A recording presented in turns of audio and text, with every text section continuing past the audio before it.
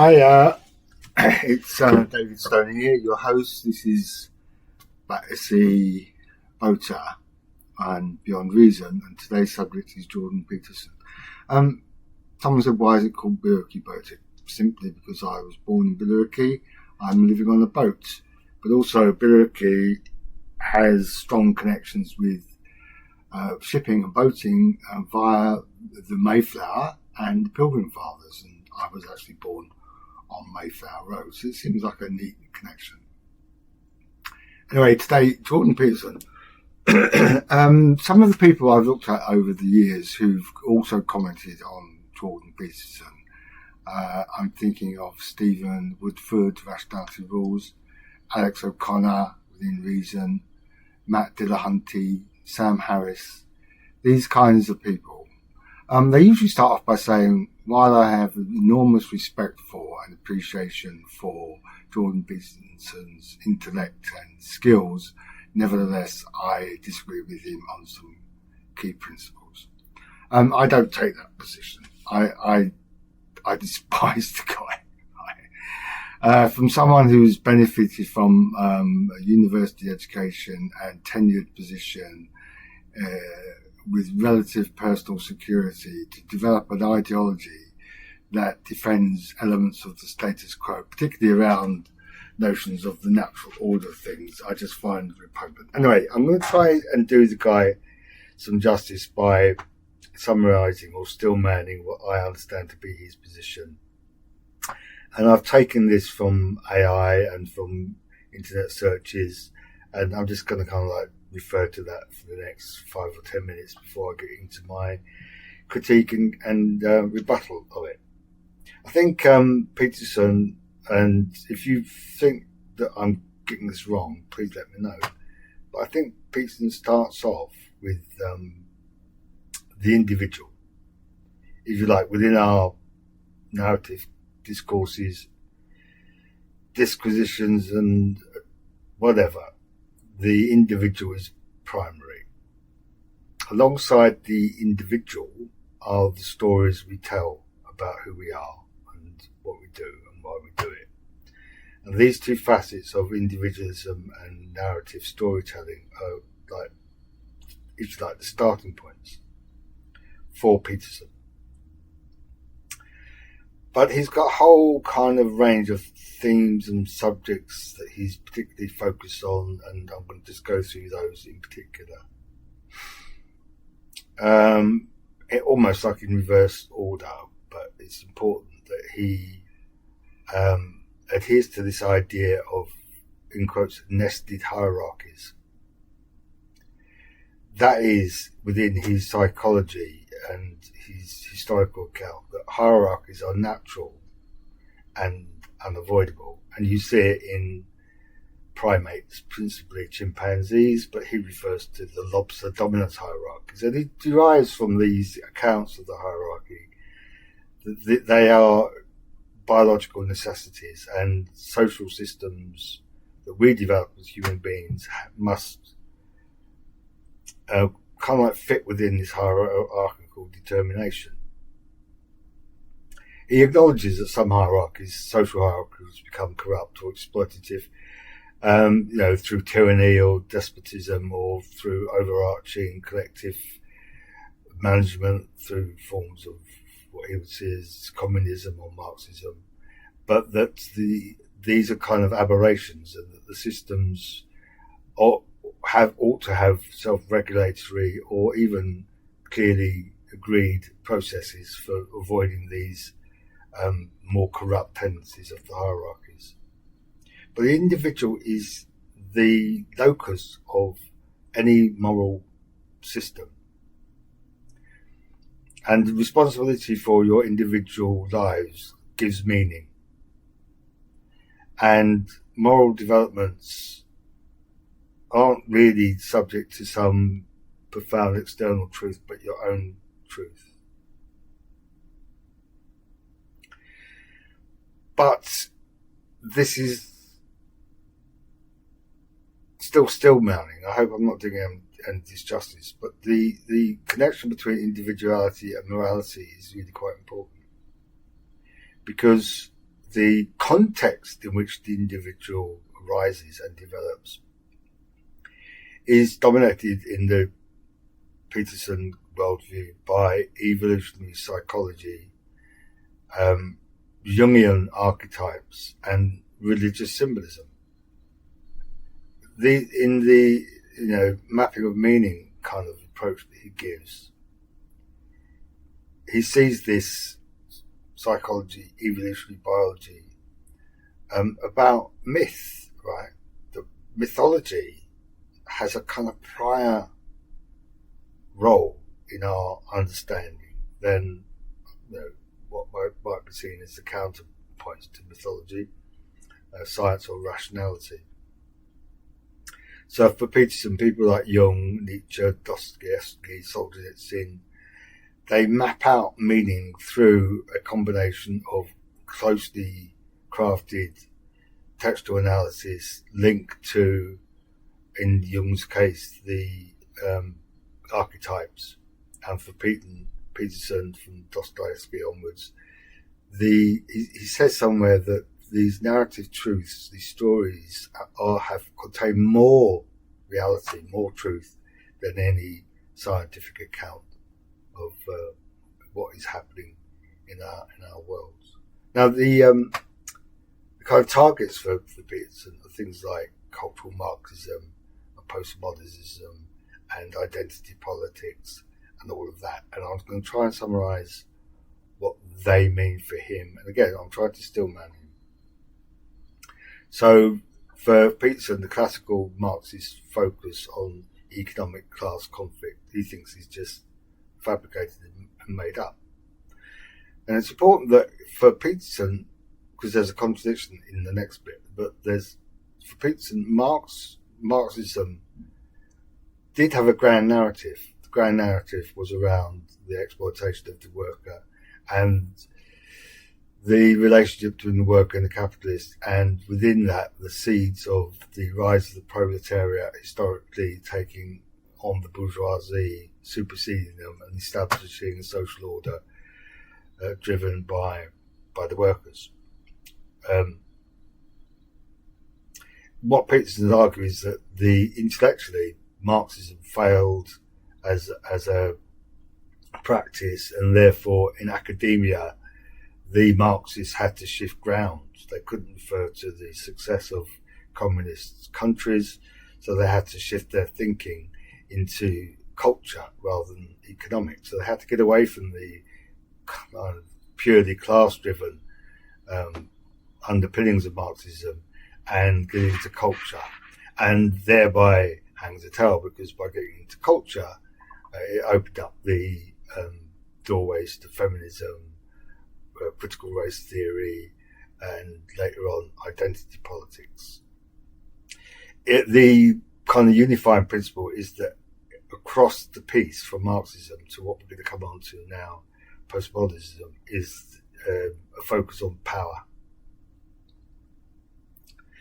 So this new evolution out of classical Marxism away from economic towards cultural analysis then lends him to the next strand of his critical perspective, which is around postmodernism, which is ironic in a way, because the postmodernist credo was essentially an attack, not a development of, but an attack on the strong Marxist elements of having a kind of meta philosophy, kind of global philosophy. Anyway, under postmodernism, critical theory, strands of sociology and cultural studies infested academia and the media and our politics, and it was all a deliberate, conscious distraction from the idea of a nested hierarchy, of there being essential truths that couldn't be grasped through social scientific analysis, but resided in myths that encode and develop deeper psychological truths. So when you see Peterson and he's confronted by people in the early incarnations of his journey, being asked, do you believe in God? Do you believe in Jesus? Do you believe in the resurrection? He always says it depends on what you mean by believe. What he does believe, I think, and I'm trying to be fair to the guy, is that there is a mythological or supernatural, transcendental truth which is much more powerful, meaningful and real than the truths that we develop ourselves through empirical study, say, for example. So, and this is like a classical kind of empiricist element in a sense, not in the adherence to myth, but in the attack on reason or science. The mythology part is totally non-empirical, and we'll come on to that in a minute, because that's the reason why it doesn't work for me.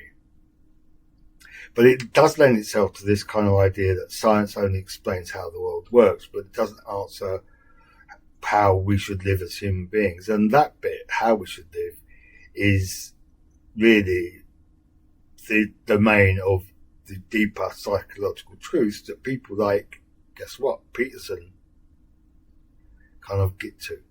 And they get to it through a close attention to stories and to the archetypes. Now, the thing is, right, I'm a great lover of myths and stories. I don't believe that they hold separately individual truths, because there's so many different ones and they're contradictory sometimes. And some myths, like the story of Gilgamesh and Jason and the Argonauts, I can't think of Jason and the Argonauts, there's loads of them, which kind of like end up by concluding that we can't do any of this journey ourselves, that we depend on others, and if you like, it lends itself to a more kind of social communitarian kind of perspective.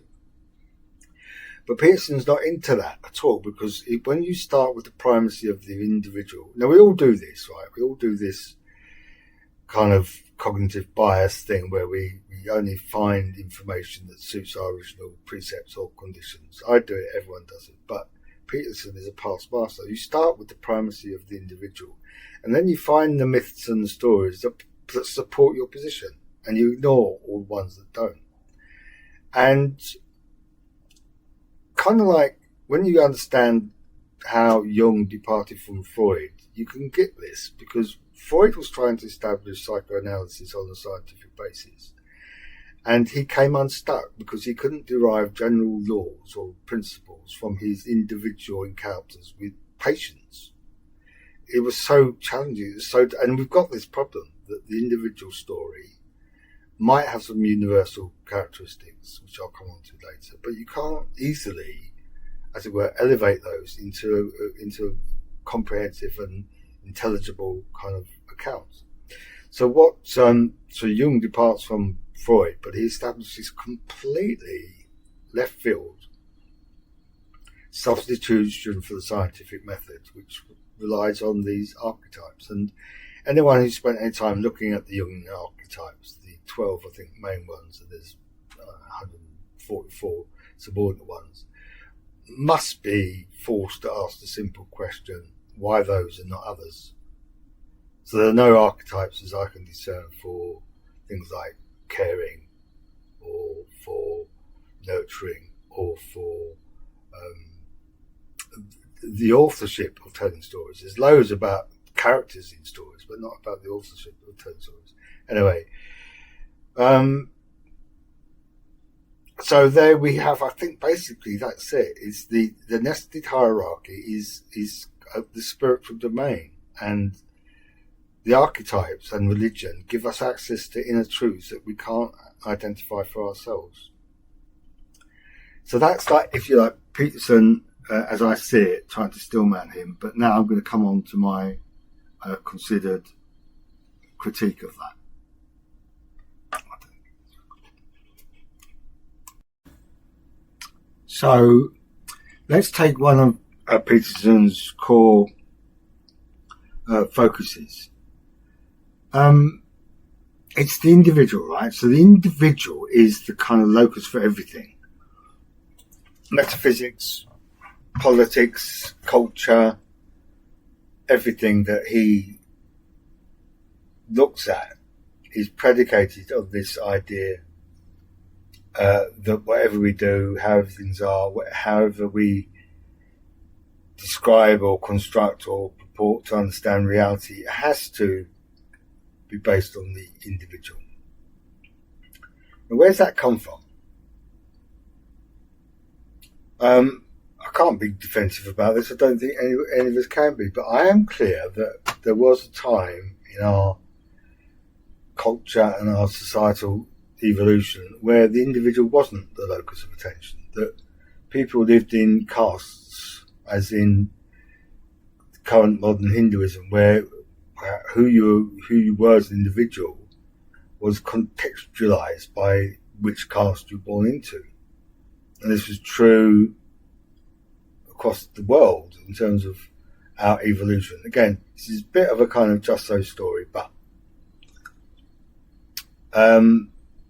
we used to live in tribes, we used to live in hierarchies, and they weren't natural hierarchies, these are socially constructed hierarchies.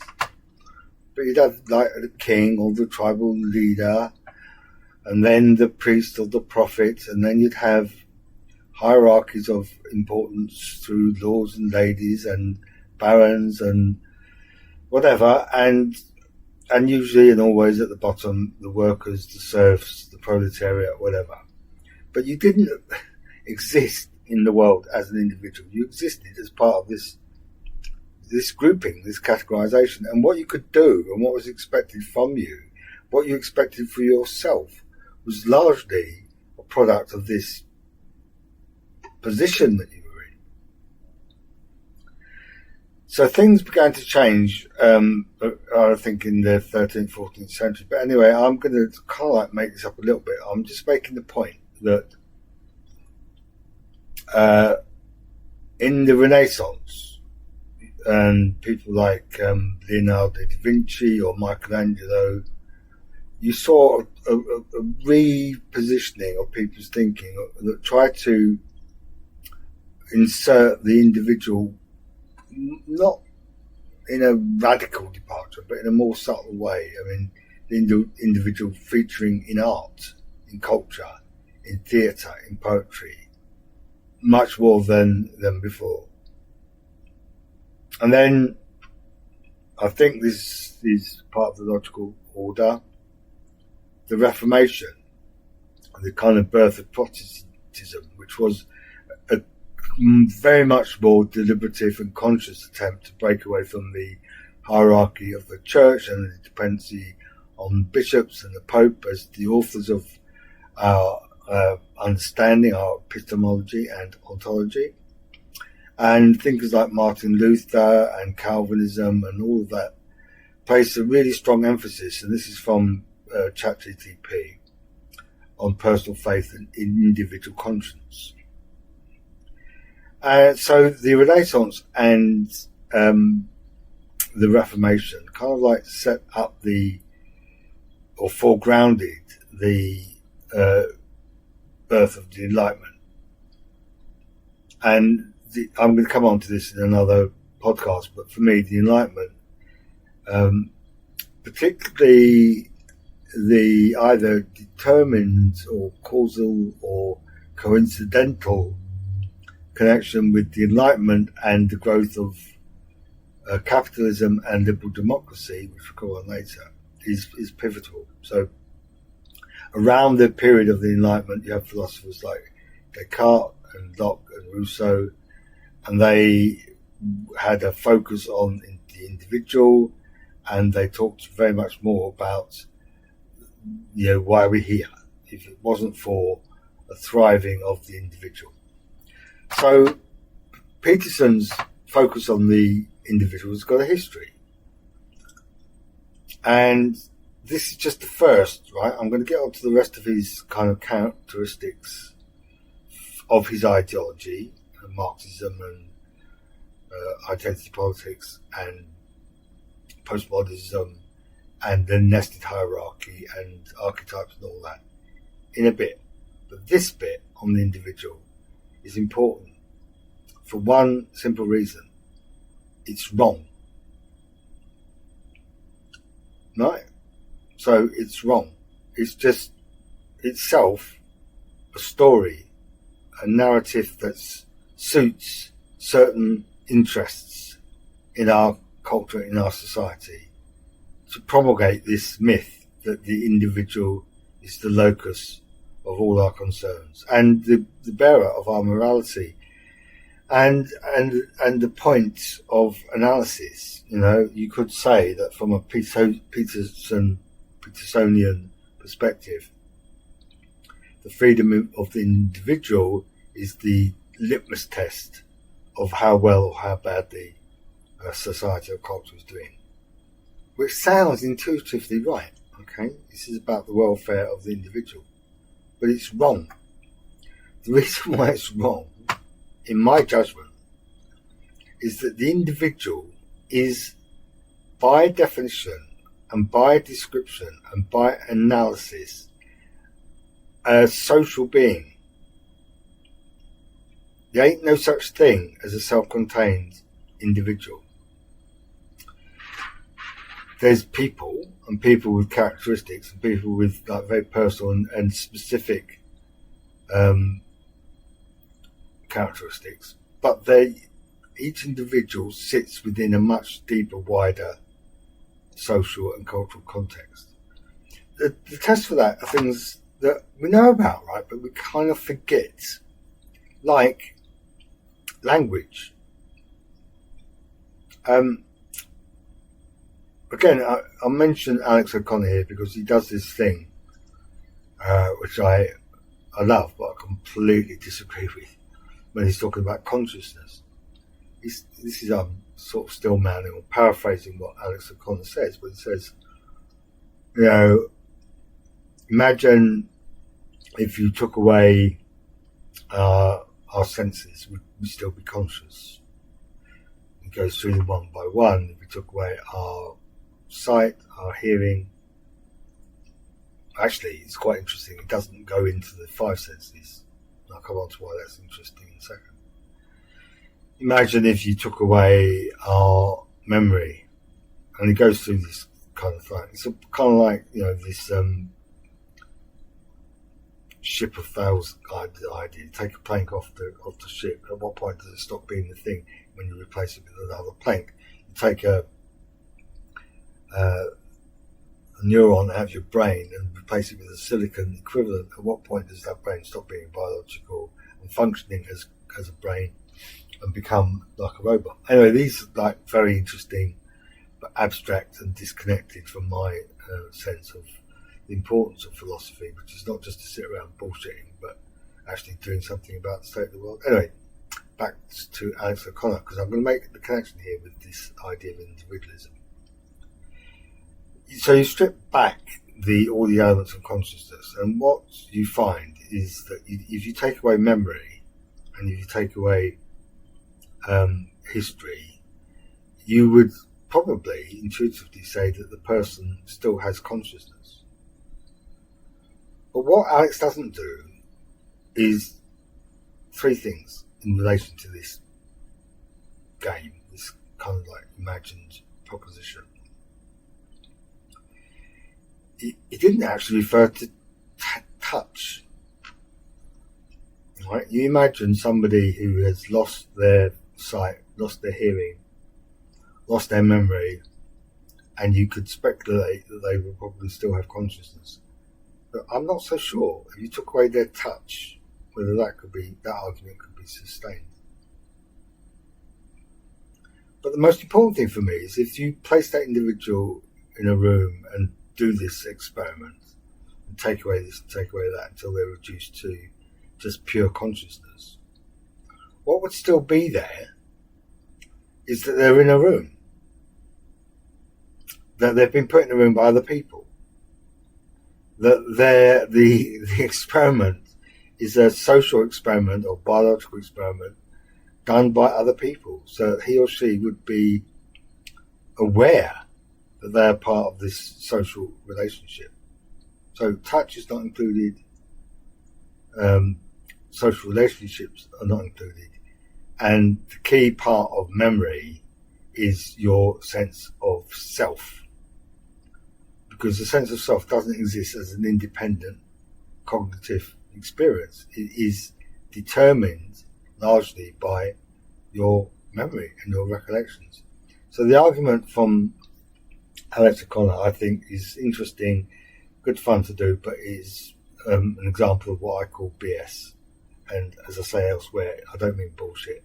I mean beyond sophistry. It's just playing with ideas, which is good fun, but it doesn't take us anywhere. Anyway, back to Peterson and the individualism.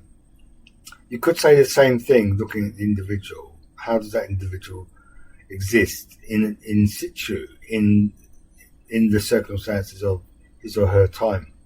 And it's clear to me that it's not only language that is a shared social endeavour, but it's the meaning of the terms that are contained within the language.